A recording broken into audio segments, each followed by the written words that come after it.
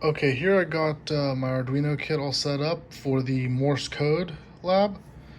Um, we got the ground running in to the negative side of the breadboard and the 5 volt going into the positive. Um, when I press the button, as of right now, the LED is off because the button has not been pressed, even though the code is set up to run. As soon as I press the button, the LED starts. The letter D in Morse code is one long and two short.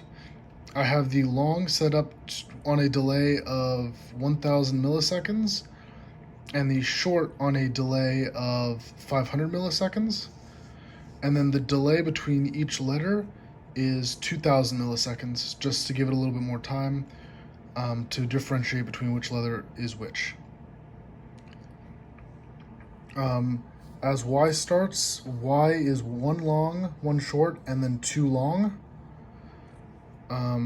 It still follows the same program as the D does, with the same delay times.